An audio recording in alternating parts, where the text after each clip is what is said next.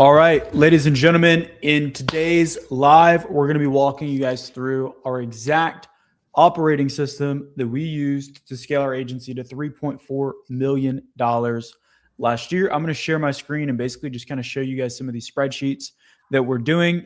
This was from a request inside of our free school community. So if you want to make requests for what we talk about on these lives and ultimately just get your questions answered, go ahead and join the free school, link down below in the description. We're going to dive in and walk you guys through everything here. All right, cool. So let's see, put this in full screen. Beautiful. All right. So first and foremost, we made $3.4 million last year with our agency. This is going to be the entire operational systems and all of the tracking sheets that allowed that to be possible. All right. So here's the proof. This is all of our financials from last year: January, February, March, April, May, June, July. August was our best month. And then we actually had some issues in following months, which actually were caused due to lack of super dialed in operating systems. So these are some of the things that helped us scale up, but also making these things even better are going to be what helps us get to the next level. So last year we did over $3.4 million in revenue. This is not just something that we did one time and now we're jumping on here to sell a course or something. This is literally our numbers from yesterday. So yesterday we did $21,000 in gross revenue, and the day before we did $18,540. So we're still doing this, still going on, still running this business and operating it daily. So a couple things. I would say the first biggest thing that you need to take note of whenever you're running an agency or really any business is you want to be making what are called data-driven decisions, right? So I'll show you, or I'll kind of walk you guys through like what our average decision-making process looked like before we got all of these numbers and started tracking these things consistently and then looking at them and reviewing them as a team. So, and Julian, feel free to jump in here as well as I'm kind of going through this, because obviously you run these meetings, but we would jump on, somebody would have some big idea, right? We would talk about the big idea, talk about how we should take action on that big idea and how that would help us scale. And then basically wouldn't actually implement or do anything of that big idea. Maybe we would, but no one would have true ownership of taking action and doing that thing. And it was basically our entire business was run off of random emotions, ideas, and inspiration, which is a terrible way to run our business. Anything to add to that? It was a lot of trust me, bro. And I told this guy to do that, and this guy said he was going to do it. It was like a lot of it's like the Spider-Man meme. There was a lot of that going on where it was like, I thought you were going to do it. You know what I mean? Like it was pretty much all over the place. I think it's pretty fair. Yeah, 100%. And it's like, you don't want to guess and just have your intuition be what drives what you do in your company. It needs to be based off of data, because the data doesn't lie, but your emotions lie to you every single day. All right. So I'm going to show you guys a couple different systems we made: the finance tracker, budget and projection sheet, closer ROAS, the closer tracker, setter tracker, our client success tracker, account management, and then finance, which somehow I put this in here twice. Cool. So first and foremost, the first system I'm going to show you guys is what we call the budget and projections sheet. So this is basically a spreadsheet that we use for our marketing department and our marketing team. All right. So we got this sheet from another one of our mentors, and this basically, marketing is the tip of the spear for your business. So if you don't know what's going on, how much you're spending, what your cost per call is, what your cost per application is, what your ROAS is, what your cost per acquisition, all those numbers, everything else is going to be out of whack. If you don't know your marketing metrics, you're not going to be able to profitably acquire customers. All right. So let me just show you guys. I removed all of our data here, but I'll show you guys what this sheet actually looks like and kind of how it works. All right. So real quick, Tim, I think what's also important to note real quick as well is like, because like I'm just thinking if I've never seen this before and I'm thinking about tracking all of this, I'm probably like, oh my God, that's a lot of stuff to track. Yeah. Maybe I don't even know why I'm tracking it. So I think another thing that's also important to note here is like a lot of people that are running their agencies know how much it costs to get a customer. And if they're a savage, they might know how much their lifetime value is. But this right here is basically like, this is basically like the key to unlocking the bottleneck of this department. So like if you're spending money and your cost per, qualified appointment is $3,000, for example, right? You'd be like, whoa, that's pretty intense. What's going on here? Right. But then now at least like if all the other metrics behind it, your close rate and all those things that eventually go to sales are all good, it's like, that's the stopper. And so you got to beat that metric, and everything that you try is just to beat that metric on the front end, whether it's like tweaking the funnel or tweaking the ads or whatever it is. And like the biggest way to be able to find that though is to track it, because usually what happens when you were running the business the way that Tim and I was last year, it was pretty much just like, he'd call me up or I'd call him up, whoever beat whoever to the punch. And it was like, hey dude, yeah, dude, I think if we just figure this out. And it was like, whatever thing that was most fresh on our mind as the problem to solve was, versus like, hey, this is what the dashboard says. This is the like frontmost issue for us to solve. Let's look at this dashboard and solve. I don't even think we got this dashboard until the end of the year. So like the first 9 months, I'm pretty sure of the year, were like pretty much like, I'd call him up and be like, dude, we got to do this, or vice versa. And it was like, it was probably 6 months into the year, I would say, last year. Maybe halfway through. It was late though, comparative to what it could have been. So I just wanted to throw that out there. So in terms of what this thing actually looks like, I will say this is like way more complex than it needs to be. Again, I got this from a mentor and I kind of just use what I need to on it, but I'm just going to show you guys like how we actually use this and what it looks like. All right. So you basically put in the total days that are in the month. So for January, it's 31. And then you would put in the amount of days as of yesterday. So like 24, right? You put in, on this column, it shows you your projections. This shows you what you're actually doing. And then this shows you what you're pacing. Okay. So for example, let's say my goal, I say I'm going to spend $30,000 on Facebook ads this month. Well, what's 31 divided by 30,000? That would then give us our daily budget, right? So 30,000 divided by 31 is $967.74. Okay. Then you would just put in what you'd actually spent on Facebook, and it's going to tell you what you're pacing. Same thing for leads. You project how many leads you want to get, what you want your cost per lead to be. Realistically, I don't think any of this shit matters. The only thing that really matters is your cost per qualified call. So cost per booking and your cost per acquisition. Those are the only two things that I believe really matter. So don't worry about MQL, cost per MQL. Honestly, I wouldn't even worry about any of this stuff. Just look at what's your cost per booking and how many applications are you getting? Because then you can see how many people you get to apply, what percentage of those people book. All right. Those are why don't you care about the other ones? Just so for the people who don't know. It's really complex. I don't think you can really look at like 15 numbers and really like make a decision off of that. Like I don't look at any of those, to be honest. It's just too much to think about and optimize for. The only thing that really matters is, are you getting qualified calls on the calendar, and are the closers closing them? And is it profitable? That's the other one. Yeah, the only reason you would need to look at those numbers and even worry about them is if something else is like not working and you're trying to diagnose the issue.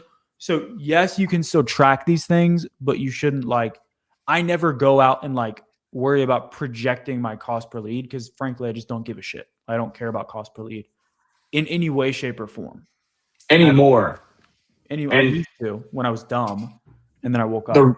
The reason why too, because it's easy to think, we talked a second ago about the tip of the spear being marketing and how you should track all those numbers and leading indicators and all that.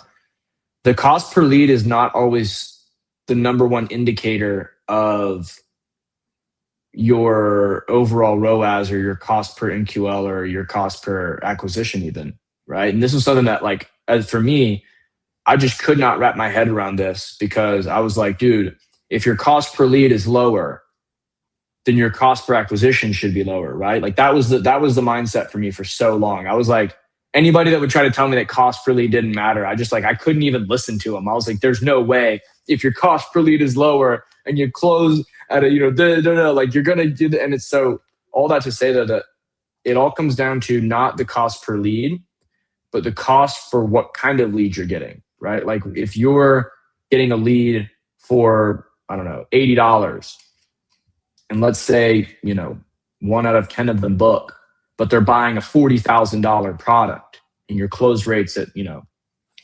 20%. It's like, dude, you're cooking. Versus if you get a $1 lead and your close rate's 30%, but they're only buying a $500 product and, you're pulling teeth and your sales cycle 3 times as long. It's like, it's not really actually as profitable or worth it. So that's something that definitely was a belief shift for me. So I figured I'd throw that in there. Yeah, 100%. 100% agree. So basically, all you need to do is you just have a VA in your team go through and fill this sheet out. They put in the metrics on a day-to-day basis in here. Boom. All of this is filled out. And then the pace, I think I accidentally deleted the formula here when I was creating a duplicate version of this. So this isn't here, but normally this will tell you what you're pacing to spend. So if you can see if you're on pace to hit the projection that you set in terms of what you wanted to spend. Same thing for Google. We then also track how many emails we send, how many opens, what the open rate is, clicks, click-through rate. This is basically, again, this is tracking everything on marketing. Same thing for SMS. If we do SMS blasts, we track how our appointment setters are doing on marketing. And then this, again, this was a sheet that I got from a mentor. I don't really know what the point of this thing is, so I'm just going to delete this, to be honest. This is what I really look at most, okay? So this will tell me the total amount that I spent between Facebook and Google, my budget, how many leads I got, and then what I really care about the most is this number here, CPA, cost per acquisition. So this essentially tells me what it costs me to get a customer, all right? This is the biggest thing that matters in terms of what you want to look at. Now, we're going to kind of breeze through some of these sheets because we got a lot to cover. The next thing, and this is something that's extremely important for managing your sales team, is your closer ROAS. Okay. So in my opinion, all metrics on a closing team are secondary to closer ROAS, meaning how much do I invest to put appointments and leads on this person's calendar? And then how much do they close, right? So if I spend, for example, so at one point we were spending around $40,000 per closer to put appointments on their calendar. If I spend $40,000 to put appointments on someone's calendar and they bring me back 120, I'm happy with that closer. If I put $40,000 into putting appointments on their calendar and I get back 10,000, they're going to be off the team shortly. So most people have no idea what those numbers are. They simply just look at close rate when they're trying to judge how their sales team's doing or how their business is doing. But you want to look at closer ROAS, your return on investment for that closer. So we'll put in how many appointments did we book total, right? So we grab this number from marketing. And then how many appointments this closer got, how many live calls they got, and then how many closes they got, and how much cash they collected. And then it'll automatically track what their ROAS is in terms of what they collect up front, and then what their ROAS is in terms of their overall revenue. All right. So this is like one of the most important metrics for sales and marketing, bar none. Julian, anything to add to that? Yeah, I think the biggest thing is like, you guys got to be so careful, man, because it's so easy to get locked into the narrative that online sales gurus and online sales trainers or sales recruiters will talk about, which is like, if your close rate's not XYZ, then, buy my program. And close rate does matter. Let me be clear. Like, it does matter. You do need to have the ability to convert calls or you're also wasting money. But all of the top people that I know as business owners don't care about close rate. They care about ROAS per closer. And it all comes down to the cash ROAS more importantly, because like you can close at fit. Like you could have a closer closing at 35, 40%, right? Let's say 50%. Let's just jack it up even further. They close at 50%. Your product is 10 grand, for example, and they collect on average 2 grand per call, for example. Well, you might have another guy who's closing at 20%, but he collects 8 grand per call. And it's like, well, who's actually more valuable? Right? Probably our boy, the one that's collecting the more cash. And so like, it is important to know what the close rate is. It's also a really good indicator of like, you should also be tracking offer rates. We'll get to the sales stuff in a second, of course, but like, if you don't know if you don't have like a definitive way to track lead quality and you don't have a definitive way to like even decipher if a closer is good or not, I've seen guys go through, even advanced guys, like some of the guys online talk about it that are doing like $3 or $4 million a month. And they're like, I thought the closer was a rock star. Turns out I was losing money on him despite the fact that he was bringing in the most revenue. And people don't realize like you can literally, which it's so crazy, your top closer at sometimes can also be one of your biggest liabilities that's losing you money because they have a high chargeback rate. They have a high refund rate. They take a million calls to be able to do it, and their show rate's terrible because they're no-showing their calls because their other calls are going over. And it's like you can actually end up putting more into them than you're getting out of them. But because if you just look at close rates, like, oh, dude, 30%, he brought in 100 grand last month. This guy's a rock star. It's like, yeah, well, this guy took a third of the calls. His show rate was double, and he brought in only half the revenue, but he also took less than half the expenses and doubled his show rate. So his sales efficiency is actually significantly higher. We should feed this guy, not Mr. Top Closer that's cooking you. So I think that's like super big lesson to learn. Don't get caught up in the narrative. Yeah, 100%. 100%. So the next thing, so we just talked about closer ROAS. The next thing is the closer performance tracker. So this is a super in-depth sheet. I'll share my screen and show it. I made a template, a duplicated version, so it doesn't show all of our data. But basically, like, Julian, I know this is mainly your department, so you're pretty much looking at this like on a day-to-day basis. Do you want to kind of walk through like what this actually is, what it does, and how you look at it to operate this team? Yeah. So at the top, I mean, there's like a bunch of ways that you can optimize it. Realistically, the biggest thing that I'm always looking for on the dashboard, there's a lot of high ticket businesses that'll be like, oh, we did X amount of revenue. I don't give a crap about revenue. Mm-hmm. Contracted revenue to me, unless there's like money in the bank is what I can spend. Yeah, contracted revenue to me is cute. Like, but what we're showing you here, when we say revenue, this is like money that was deposited into our bank account. Like we pulled this from our bank account's deposits. Yeah, this isn't contracted revenue. This isn't including actual full sales for the year. Like after chargebacks, refunds, this is like tried and true what we actually got. But point being is what matters to me is how many calls have been taken. So you're how many here live calls? Yep. I mean, I want to know schedule, but I'm just talking about specifically in the top left corner. I filter it by closes, cash collected, live calls, and close rate. Got it. And then that way I can flip in between reps super fast on the front dashboard. But like the biggest thing that I'm looking for here is scheduled calls to live calls. Because like show rate's great. That's a great metric to count. And like you're going to see it next to that. But what's super important in terms of when you're trying to scale is understanding how many calls are coming in and then how many are showing up and what kind of sales you're getting out of that on that timeline.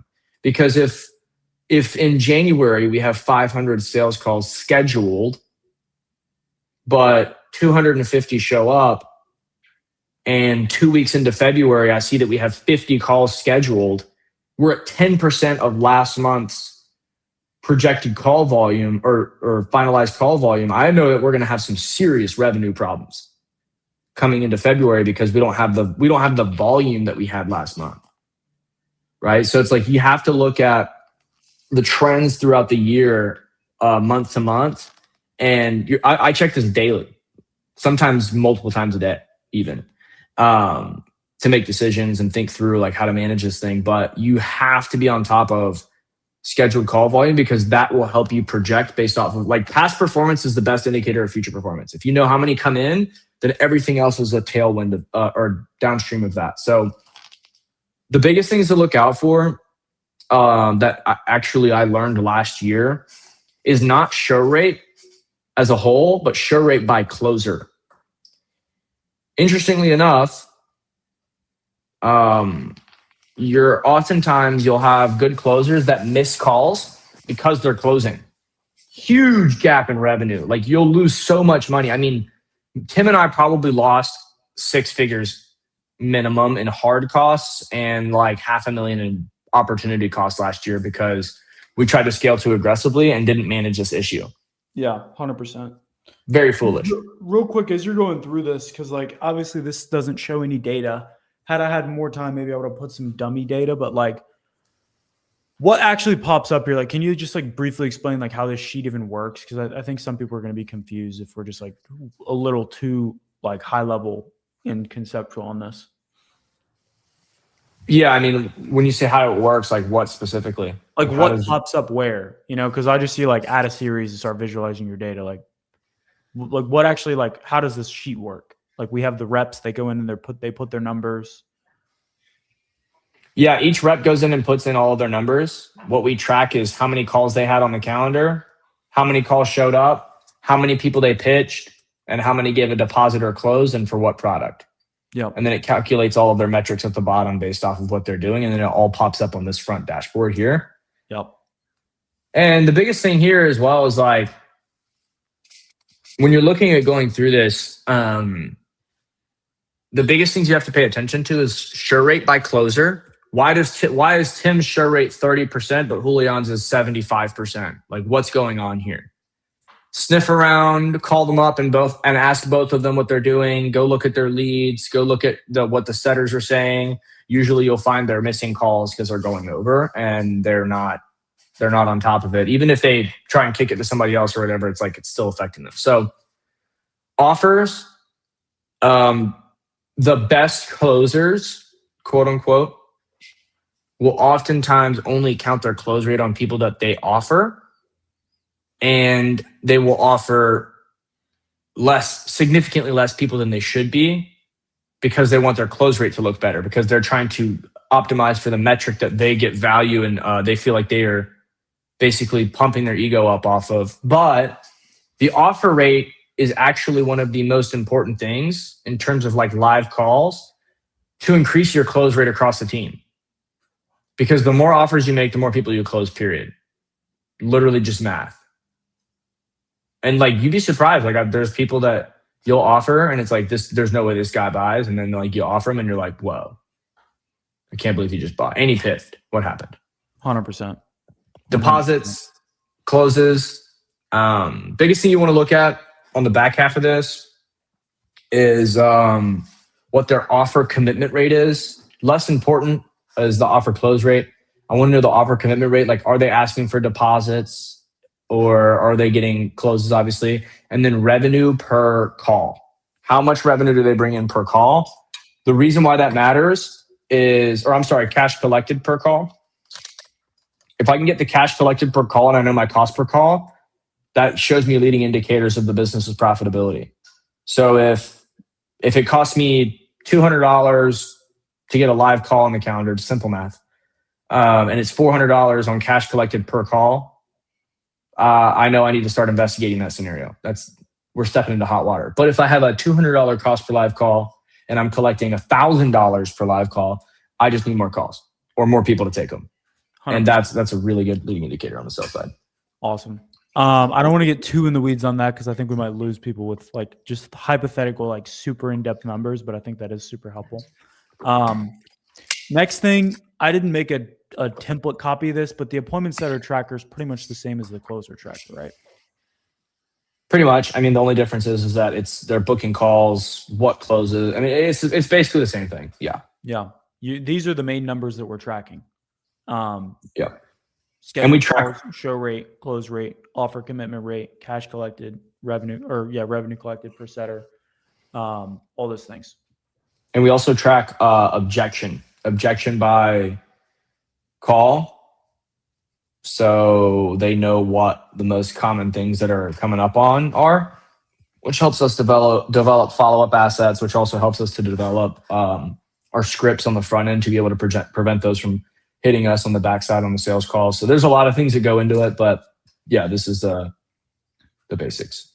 Cool. All right, let's jump into the client success tracker. So this is a new one that we made right here. So the account manager tracker, that was not supposed to be on there.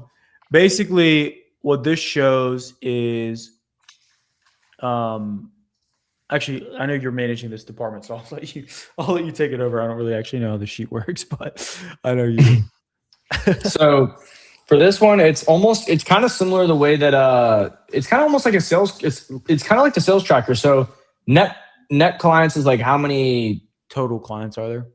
Yeah, how many total clients there are. Clients added is like, think of it kind of like this. Like clients added is kind of like, how many booked calls they have, right? Clients lost is like how many people they didn't close or whatever, essentially. Offers made is how many people they tried to renew.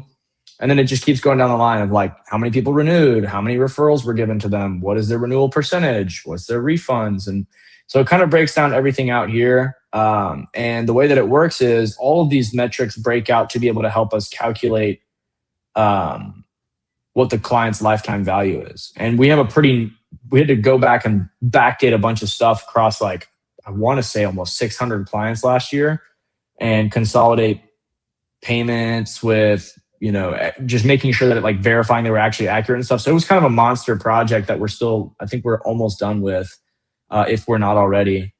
And that's kind of what breaks out to help us understand what our lifetime value is. So as long as Tim and I know what our lifetime value is, what our cost per acquisition is, we basically now have a little crystal ball that tells us how much money we're going to make in the future, assuming nothing changes and we continue on. And then it's our job to make sure that nothing changes and we continue on. So, yeah, 100%. I mean, like the biggest, so the main, all of these sheets and trackers, like they show you little things, but the biggest metric that you're looking at is like one thing. So like, for example, on marketing, the one thing that I really care about is just ROAS and cost to acquire a customer, like those two things, but really more so ROAS.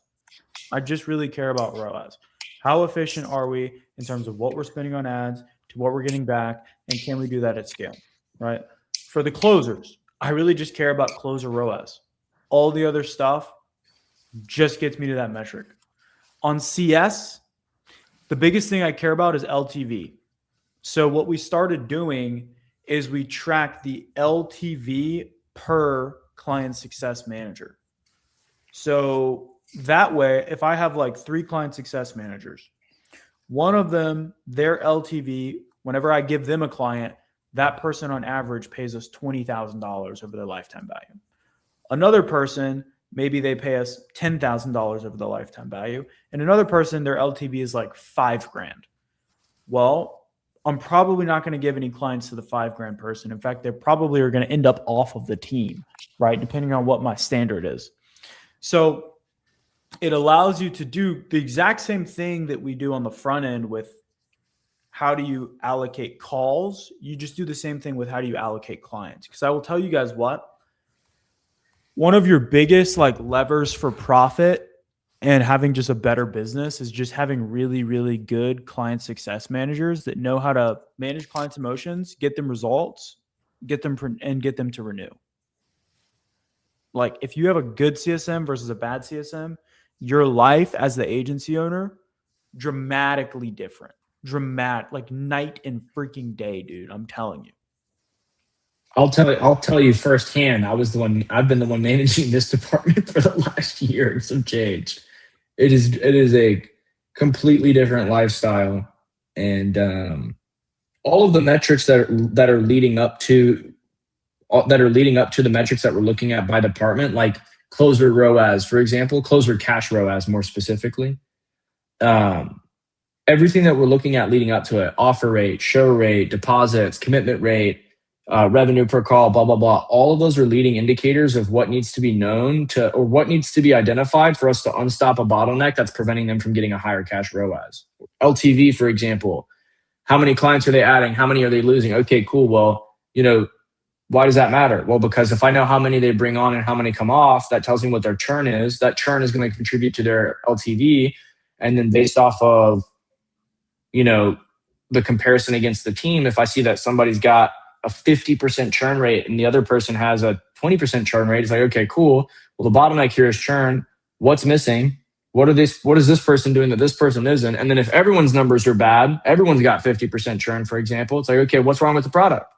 Or what needs to change in the process? And now you've got the ways to be able to make decisions. And then ultimately you just start being able to really jump up your lifetime value that way, because now you actually know what the bottleneck is. Because if you only look at lifetime value, because I know some of you guys are thinking this, because this is the way that I was thinking. It's like, well, dude, if I just need to know lifetime value, let me just track lifetime value and skip all the bullshit. No. You need the bullshit, because the lifetime value is the number that you want to increase and the number that you want to track and understand so that you can increase it.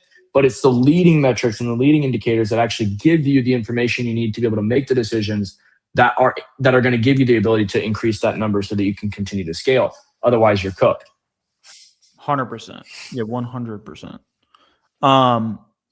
So next, I want to talk about account management. So this is actually a newer sheet that we created, and I'll show you guys what this looks like. So basically, we're running, dozens and dozens of accounts, right? We're talking about 100 plus at a time, sometimes even 200 plus, depending on how many clients we've had simultaneously. So what we did is we basically created a sheet for all of our media buyers to go and update. Okay. So they'll go in, they add the client name as soon as they onboard. Then we add the account manager, the program they're in, and then what type of product that they're selling. This is tailored specifically to our business. We then include the ad account name. So let's just say, we'll just put in like a random client. Say his name is Bob. Let's say his man, or I'll just leave that blank. Let's just say he's selling annuities. His ad account name is Bob's ad account. We then put his ad account number so you can find it easily inside of Facebook, his ad status, and then we'll put in his ad spend. So we update this every single week. So we have a rolling last 7 days view of all of the data.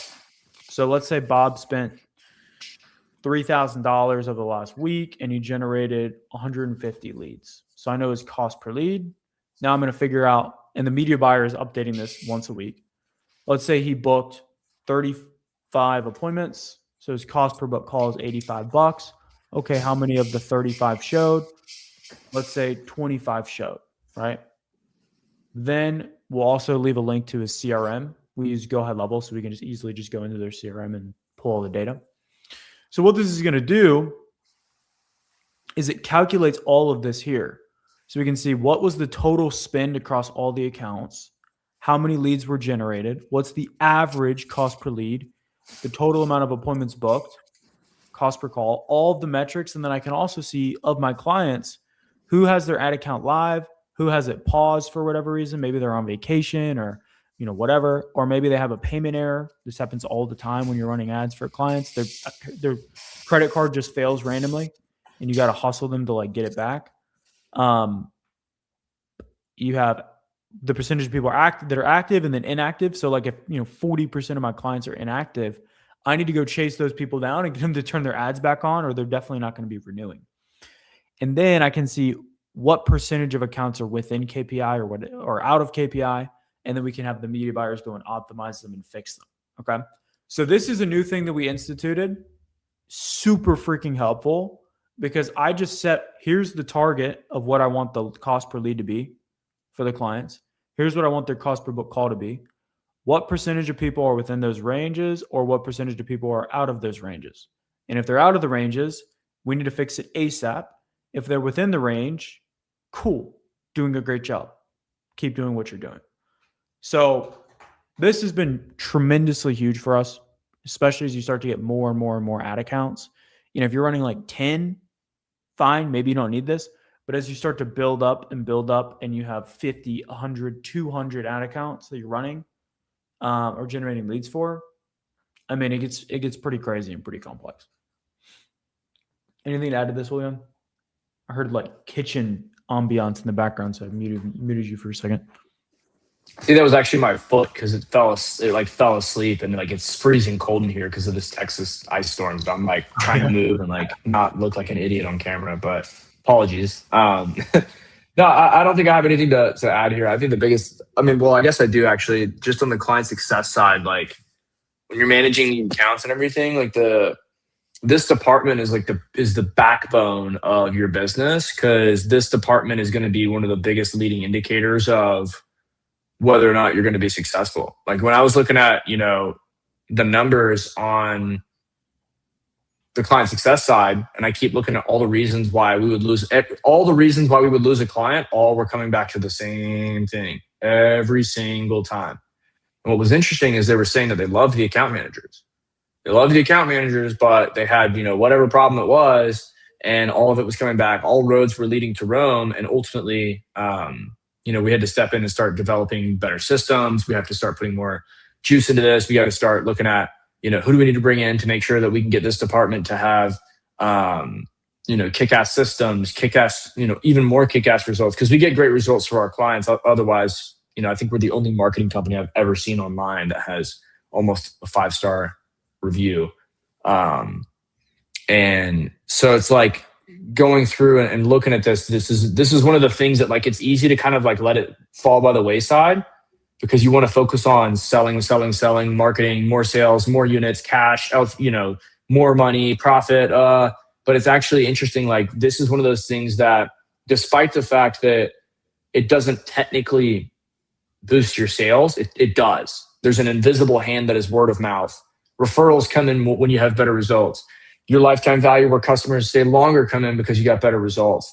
Your customer satisfaction is higher and you have less complaints and less problems. So your client success managers have a better quality of life. So then they stay longer, and you don't have to train as many people or hire as many people. And ultimately, like everything is downstream of the quality of the product that you're providing to the marketplace. And it starts here with account management if you're running an agency. So 100%. Yeah, I think when you were saying almost have a 5-star review, I think you meant the overall aggregate average on Trustpilot. Mm-hmm. Okay. I just wanted to clarify that, so no one was like, we almost have 1 5-star review, because that's a totally different situation. Yeah, we have a lot of reviews. All right. Cool. Next thing. This is one thing I think that most people just completely ignore. I know we ignored this for a long time. Too long. I think a lot of people do track their P&L. Not enough, but a good percentage of people track their P&L. But most people don't set budgets per department. All right. So this is something we just recently created, and our profit margin skyrocketed because of it. So basically, there's a book called Profit First, and you'll hear a lot of like, high-level entrepreneurs talk about how profit is an unnatural thing for a business to have. All right. And the reason why is like, when you start making money and you have money in the bank account, you're just going to find ways to spend it, right? If you take it out of the business and just have it in your personal life, some people have a personal life spending problem. I personally don't really have that, but I definitely have like a business spending tendency, right?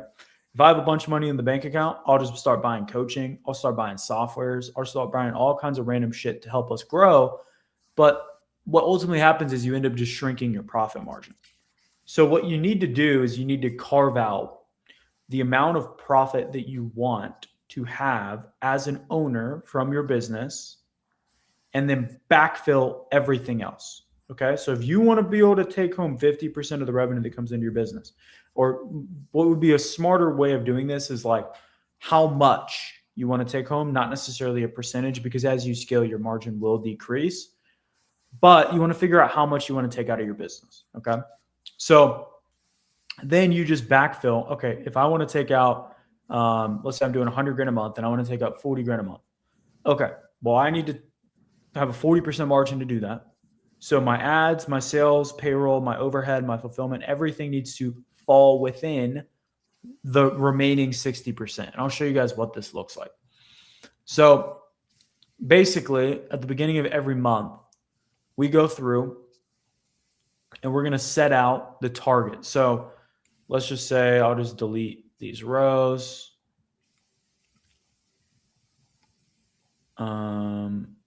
Delete rows. Cool. Oops, never mind. We'll just go through like January 2026. So let's say I'm projecting that I'm going to do, Julian, throw me a number. 500 grand. Okay. If I'm going to do $500,000, wrong comma and wrong zero. There we go. If I'm going to do $500,000, what I basically need to do is figure out what I'm willing to spend each amount of, like what I'm willing to spend on each department. So if I'm willing to put 35% to marketing, and these are just the numbers that we put, 35% is going to go to marketing, 15% is going to go to sales payroll, 5% is going to go to overhead, 10% is going to go to the fulfillment team, 20% is going to go to owner pay, and then 12.5% is going to go to profit, right? So we're including owner pay and profit kind of in there. And then 15% will go to taxes. So we can allocate where everything in the business needs to go. So if I'm going to do 500 grand, I'm willing to spend 175K on marketing. This could be ads. This could be making YouTube videos. This could be payroll for your marketing people. Then sales payroll, we're willing to allocate 75 grand to that. Overhead, 225 grand. So this could be like softwares, different things that kind of go up there. VAs, admin, all that stuff. Fulfillment team, we're going to allocate 50 grand. Owner pay, we want to pull out 100 grand, and then we want to have $62,500 in remaining profit. And you can mess around and change these numbers however you want. It doesn't really matter, right? But now going into the month, I'm like, cool. Let's say I decide that I want to hire somebody else on sales. Well, I need to make sure that my sales payroll is within 75 grand, because if I go over on this, it means I'm not going to get paid as much as I want to that month, or something's going to have to give. Something's going to have to go down, right? So what most people do again is they'll just do a P&L and then they'll look reactively at their numbers. This is how you proactively make sure that you actually are making profit and pulling out money, okay? It's the same thing how sports teams, they have a salary cap, right? Like the Warriors, they couldn't go have Steph Curry, Kevin Durant, LeBron James, and Giannis and Luka all on the same team, right? Because they'd be over the salary cap. So you kind of have to figure out the same kind of thing. Like, hey, am I going to have this super expensive software, or am I going to have this A-player employee? Or am I going to be able to spend a shit ton of money on ads? You have to figure out where each thing's going to go, because otherwise you end up just overspending and not making any money. Anything to add? I think just a system with constraints will perform within those constraints. Like a business is just a system. It's a group of mechanisms that operate to achieve an outcome. And if you can put a constraint on that and you can just meet the demand of those constraints, it's pretty easy to actually maintain profit. But the problem is that, especially when you're trying to scale and, you know, you're hyped because you see these kids on Instagram that are flexing a Lambo, or whatever, and you're like, dude, I want to get like this guy, I'm gonna get all this, I'm gonna be a billionaire, whatever. Like, you're pumped up, and then you just start clicking buttons and ripping shit with scaling ads and hiring whoever, and it's like, we're gonna get here at all costs. Like, you do want to have an aggressive push to grow, assuming that's your goal, but you don't want to do it at the expense of the business not generating income, or at your own personal expense where you're not generating income and you're getting cooked, because that's just like, why would you want to run a business that's not making money? It just doesn't make any sense. Not for an agency, at least, right? This isn't Amazon. This isn't SaaS. Yeah. Yeah, 100%. It doesn't make any sense. Cool. That's what I got here. Questions? You guys have any questions? Open it up to Q&A. I'll be dropping all of these sheets inside of the free school community. So if you want access to that, join description, link down below. I'll just paste in the link real quick so you guys have it. Let's see. Okay. We did have one person respond that they wanted us to review their ads in their funnel real quick. So we can do that. And then let's see. It looks like we had a question. Do you do Facebook and Google for insurance agents? We just do Facebook because most insurance agents are not ready for Google. and it just is, it's much more complex than Facebook. Facebook's a lot easier to scale, especially across, multiple clients. So we focus on Facebook. Facebook works really well. We do a small amount of Google internally, but very, very minimal. Facebook is still the main driver. Good question. What else?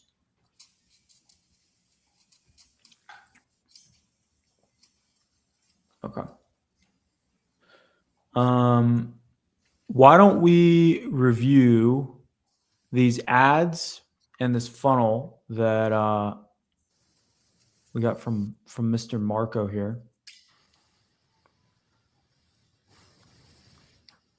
And then let's see, share my screen, share again, entire screen, screen one. Okay, cool. So let's take a look at these ads. So I posted earlier on my story inside of the school community that I would review your guys' ads and just give you feedback on them. We had one person reply, so you're going to get all the attention, my man. All right, let's take a look. Established med spa owners, the AI infrastructure. Okay, so this doesn't make any sense. I would say this AI infrastructure is the best way to grow your clinic in 2026. Here's why. Here's how it works. Okay, I mean, the copy looks decent. I think the biggest thing is AI infrastructure is not like, probably not the terminology that your average med spa owner would use. I like what you said here a little better, like AI powered client engine. That sounds more like their terminology, but AI infrastructure, like you're speaking software engineer to me, and I do Botox and whatever else they do at med spas, right?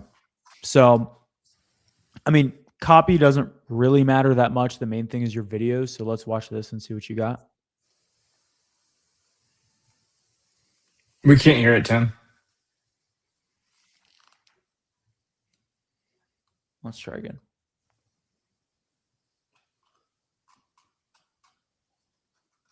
Share screen, ads library.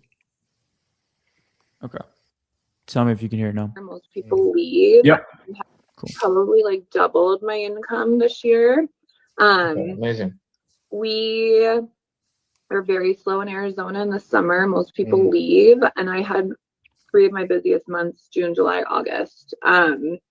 So it's been a really good year for me. And I really like these like testimonial ads, but the biggest thing I would put is like, she doubled her business revenue from blank to blank.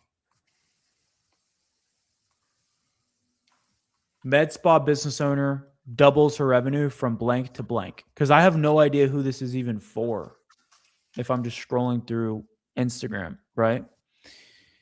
The other thing as well, I would say, is like, this is a reel, and like this is very small inside of the reel. So I'm not really going to be able to see this that much. And it's just not really clear what's going on. Like, think about somebody's actual experience of consuming this ad. They're scrolling through Instagram reels. They just see this random little thing that said she doubled her business revenue. They're like, okay, cool. And it's like you tiny here, and then she's like here, and just it's kind of like awkward, but the content's good. The testimonial is good. You just need to improve the packaging of it. Okay. So framing it a little better, maybe making this like a normal size video as opposed to a reel would be better. And then making the headline a little bit more clear. All right, I'm looking for 5 established med spas to take pre-book appointments with clients ready to buy $2,000 packages. I mean, this is good. These image ads are really good.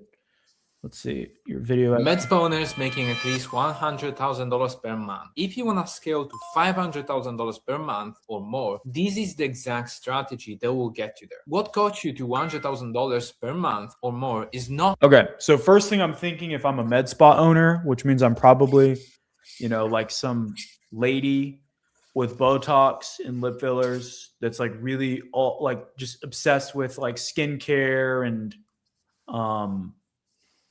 like looking pretty, right? Like that's kind of your ideal demographic here, more than likely. You don't really look like you would own a med spa or like someone they would necessarily take advice from. And I'm just being 100% transparent and honest here. I think you should either hire an actress that looks more like your ideal demographic or dress the part and dress the character. Like in the video ads that I film, I'll go and put on a polo and like do my hair and stuff and look like nice. But like when I'm just sitting here at my desk working, like I look half homeless. You know what I mean? So like you do have to dress the part sometimes to reach who you want to reach. The cool thing as well is you can also make ads with AI and literally just create the perfect character for a med spa owner. But I would say right here, like if I was a med spa owner, you're not like the person that I would be looking to take advice from. And then also, I would imagine most of your med spas are in the US or Canada. With your accent, that's going to make it a little bit tougher. And just in all reality, people trust people that have accents less. Med spa owners want guaranteed appointments with clients to buy packages. Cool. Yeah, I mean, I like these. Julian, anything to add from what you see so far? No, I also wouldn't look at anything as a disadvantage. I would just look at it as a objective piece of evidence that you can use to play the game to your advantage. So like maybe you're like, for example, your look is like you're a sporty guy and you're a younger guy and you have an accent. Okay, cool, great. Option one, you can do all the ads and try and fake it until you make it and throw on a fake American accent and wear you can get lip filler and Botox and you can just try to go full-blown med spa owner. That's one option. I think the easier option here would just be like, okay, cool.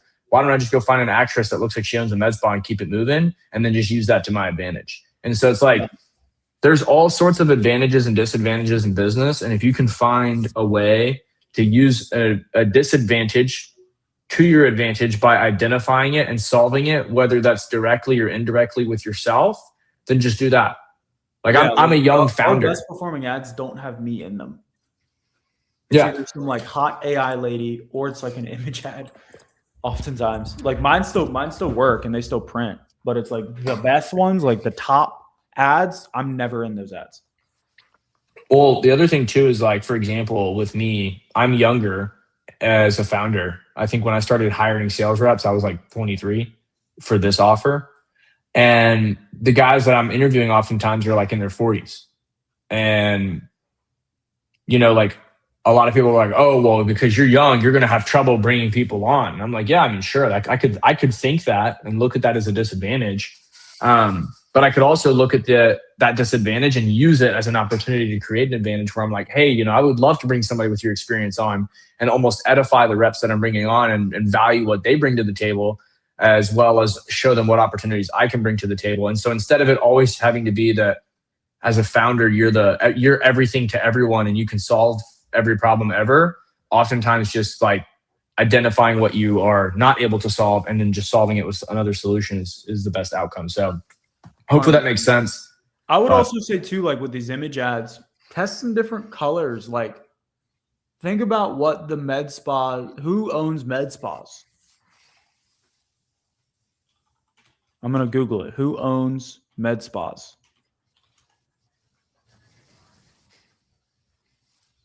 That one guy in the comments that's going to drop after the live posts, med spa owners, ... Who is this guy? 69% of medical spas are owned or majority owned by women. So like, look at your color scheme here. Like I know you're modeling my ads. I have a different demographic than you, homie. My customers are men. They're brothers. They're dudes, right? Black, red, white. Like this is a dude ad. You're talking to women. You need like soft pink, purple, baby blue. Baby blue, like it needs to be aesthetic. Like these ads are ugly as shit if we're being real. And like I made them. Like this is my style. So like I get it. But these are ugly as shit. Like somebody that owns a med spa cares about aesthetics. So the more you can play into that, I think the better results you're going to see. Like you just got to know your customer. KYC, brother. So I would test like look at how Layla Hormozi's style is and compare it to Alex. Like they have different target markets. Layla, like go on. I don't know if you have like a girlfriend or a wife or whatever. But when I go on my girlfriend's Instagram versus mine, like things just look different.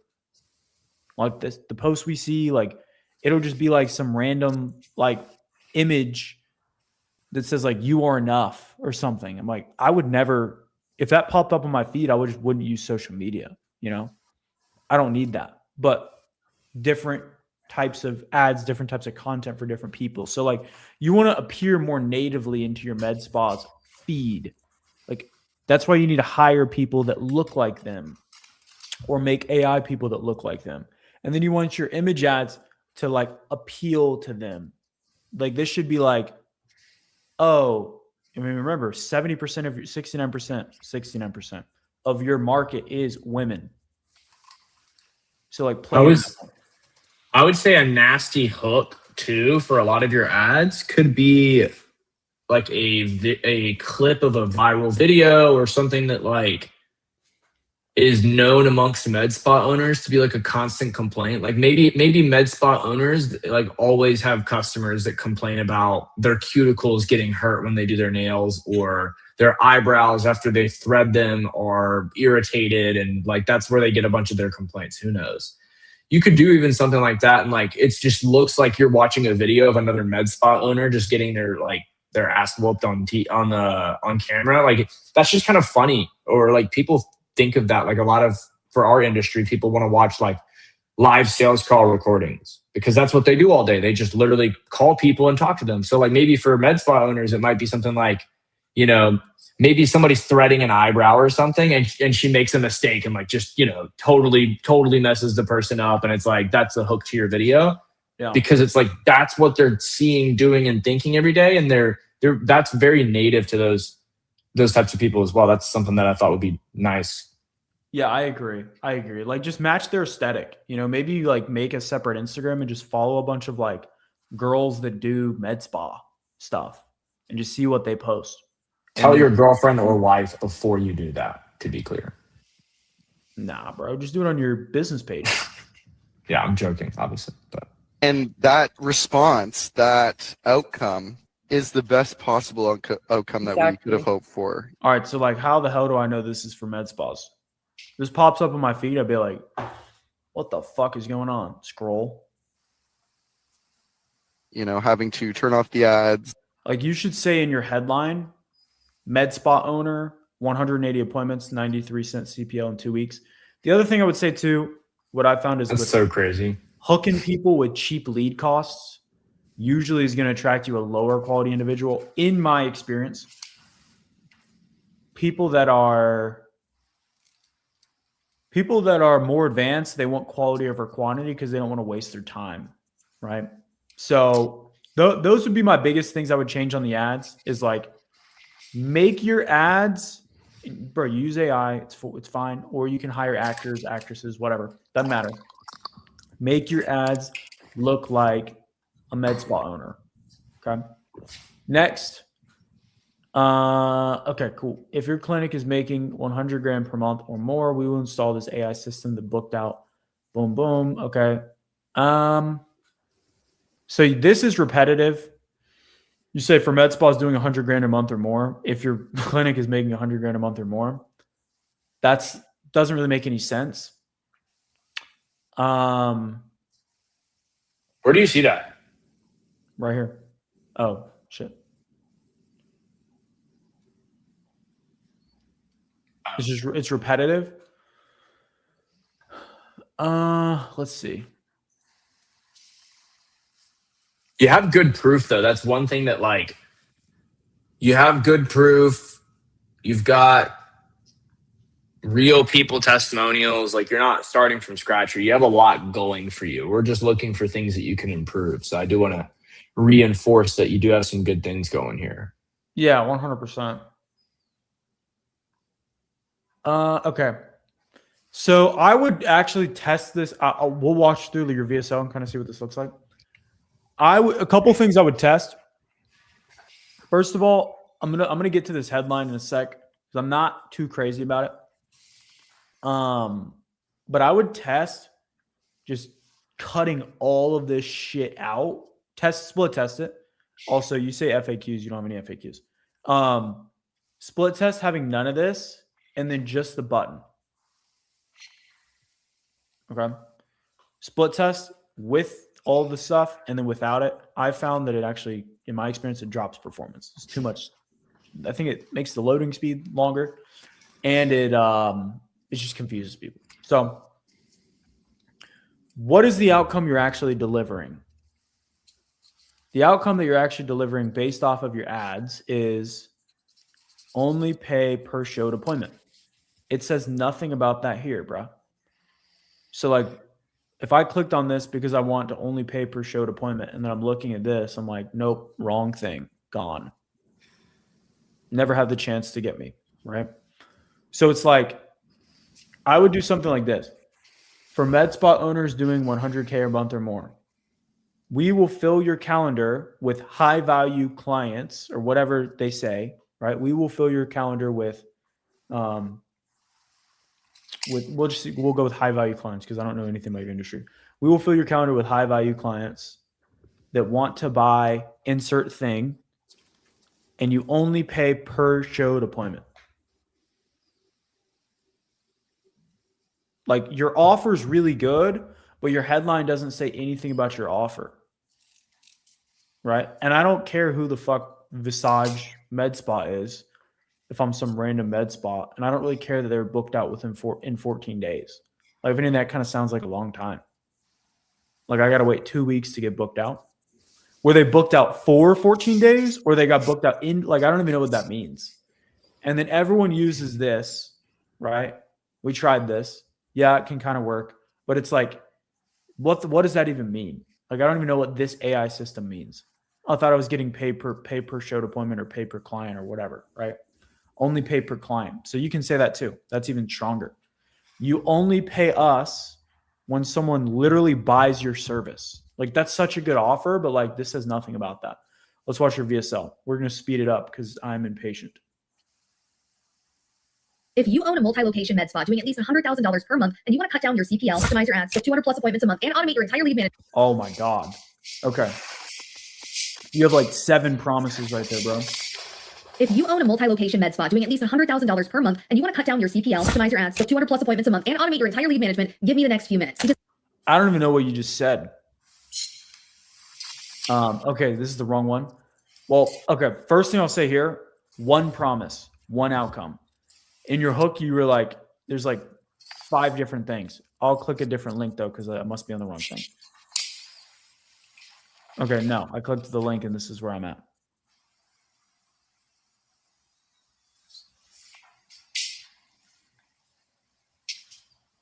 This is the same thing. And the video is also not loading. There we go. Now it loaded. Yeah, same thing here. Let's see where you're sending people with the pay-per show stuff. Okay, here we go. This is good. Got it. Okay, makes sense. Okay, so I was on a different one. Okay, cool. Yeah, this looks good. This looks a lot better. Boom. Yeah, this is really, really good actually. I would test it without any of this stuff on the bottom. Like just test it without all of this, because people will scroll down and then it'll just kind of get lost. Right? Let's go through your survey here. Do you currently own or operate a med spa? Yes, I'm the owner. How many locations do you have? What if I have, wait, hold up, go back. Okay. I would do the format here a little different because this is like a little, this sucks. Okay, so if I go back here, we guarantee high quality clients every month, ready to buy your $2,000 packages and stick as long-term clients. Yes. How many locations do you have? Just give me 4 options. 1, 2, 3, 4 plus. Right? As opposed to whatever that is, I would just change that. What is your monthly revenue? Under 70, 70 to 100, 100 to 200. Okay, cool. Like this. What is your website? What is your name? Cool. I'm going to unshare my screen for a sec so you guys don't all steal my phone number.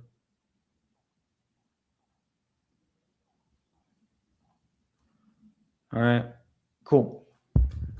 Okay, now your call to action for me to book a call is not what you just said. Let's diagnose what's blocking your client's growth and show you how to fix it. Don't care. I just want clients.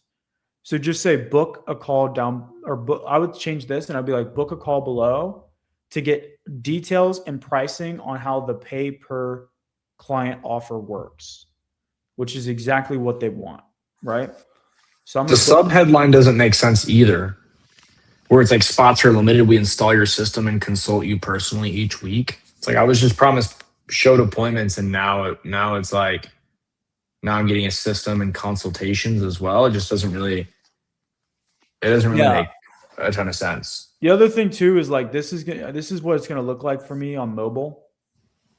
Let's diagnose what's blocking your client's growth and show you how to fix it. This is a free strategy session to analyze your patient acquisition process, pinpoint hidden bottlenecks, and lay out a plan that high-performing med spas are using to scale with full control. Okay, I don't care. I'm already a high-performing med spa. And then I got to scroll down. On the 60-minute diagnostic call, we'll uncover what's quietly hurting your lead to book. I thought you guys were I was just going to buy clients from you. What's going on? You see what I'm saying? So I'm going to book here. Feel free to cancel my thing. That's a no-show waiting to happen. Tim jumping on the counter there. Yeah, I will no show you, to be clear. Okay, last step, watch this video. Hey, your call is confirmed, and we are looking forward to speaking with you. Just a couple of things before our call. This will be a video call on Google Meet, so make sure to join from your computer and set aside 45 to 60 minutes. You will also receive both an SMS and an email with the call details and meeting link, along with some valuable information about our system. That's all. Looking forward to speaking with you. Okay, this girl's like decent, but she's like Hey, your call is she's like obviously scripted, and she looks like she's reading off of a script.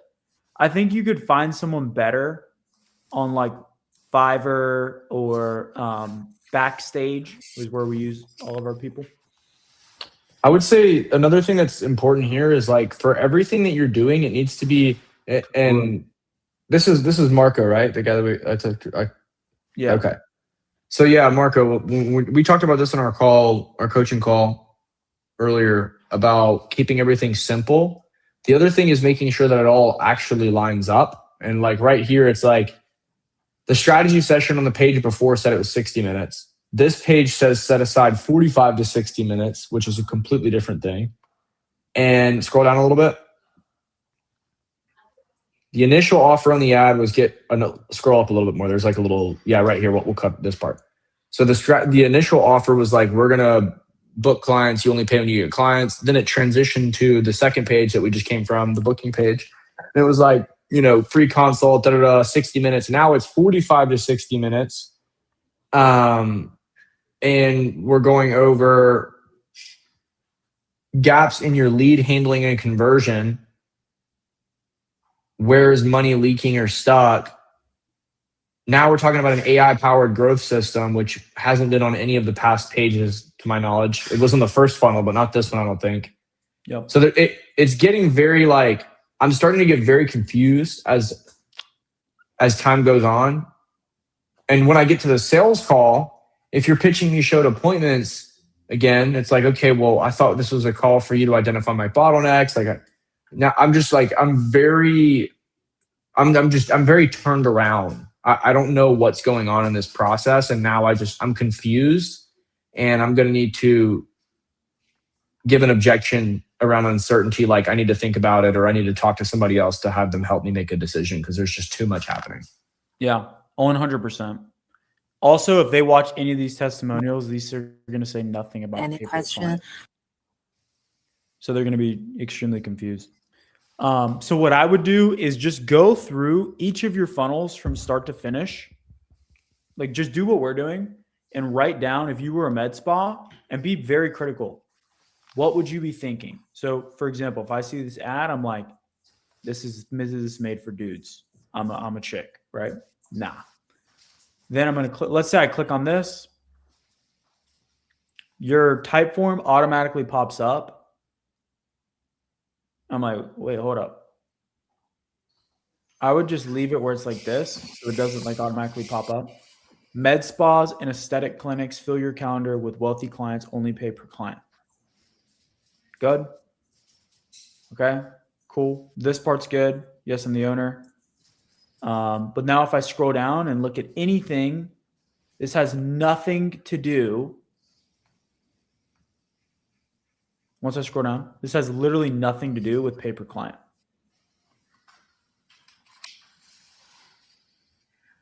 So I would remove all of those. Then as I was going through this is a little bit like weird, especially on mobile. So I'm saying it's just like kind of pops up and it's like doesn't really make sense. Okay, I'll put on my website, whatever, right? Then on the call where I actually will book a call,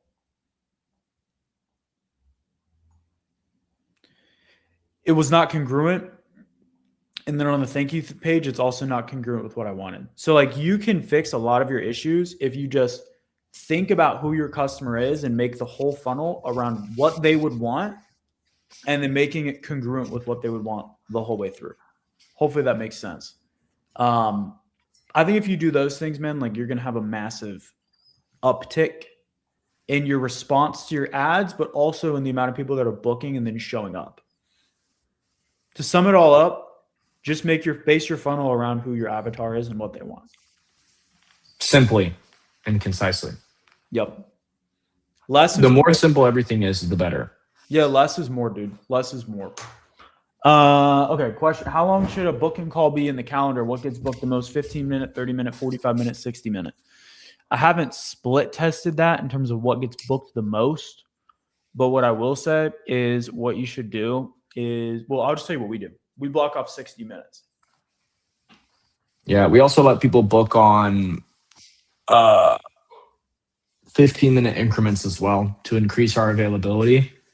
And that's been super, super cool for us. We've seen upticks in share rates. Shout out to you, Marco. Yes, sir. We got you, man. Keep after it. Keep us updated. But yeah, we've seen some upticks in share rates and stuff from doing that. So yeah, that's kind of how we do it. But we always block off an hour, and I always set the expectation that it's an hour too. By the way, like being on a sales call, you do not want to be pressed for time. No. Even if they're trying to rush you, like if somebody jumps on and they're like, hey, I got to leave in 10 minutes. Let's just get this over with. I'm like, yeah, dude. I mean, I blocked off the hour here. Like, we're going to have to reschedule because I can't get this done in 10 minutes. If you're trying to get new clients and everything, like I wouldn't be able to help you out. I would just do you a disservice. So let's reschedule. Let's get it done. Oh, just tell me how much it is. Like, dude, I don't even know what you need. We have a bunch of different programs. You're jumping on here and asking me to help you out in 10 minutes. Have you been burned before by a marketing company? Yeah, every marketing company I've worked with has burned me. Exactly. And it's probably because there was a 10-minute phone call where they just tried to sell you some crap. And my goal here is not to do that. I want to make sure that we can work with a long-term partner. If that's not you, that's okay. But that's just how we do things. How do you want to move forward? And now it's a very clear, like, oh, these guys are pros. So something to keep in mind, 60 minutes, set the expectation. If you have setters, set the expectation with them. Funnel, set the expectation. Hey, do you still have the hour blocked off when you jump on the call if they seem rushed or anything? Like just making sure that it's always got to always be lined up. The more promises you make, the more promises you need to keep constantly to continue to maintain the trust within the relationship, because people lose trust in the marketplace when things are not consistent, and most things aren't. And so like that's why there's a lot of lack of trust in the marketplace, is that people say one thing and do another every single day, all the time. Funnels are incongruent. People are incongruent. Nobody's consistent. Ex-girlfriends are inconsistent. Their family's inconsistent. They're inconsistent. They don't even trust themselves half the time. The more consistent you can be, make a promise, keep a promise, the shorter the feedback loop and the faster you do that, the more they'll trust you and the more likely you are to absolutely dominate. So it all starts with the ad and the funnel. But 100%. All right. Well, if you guys want your funnel reviewed like that, just drop it inside of the Skool community and we will review it for you next week, give you insight, give you feedback. And if you guys want access to those sheets, I'll be uploading them inside of the Skool community later today. So go ahead and join. Link down below in the description. And I'm about to paste it again for you guys. So yeah, we'll see you guys next week. Take care. Peace. See you guys in the next one.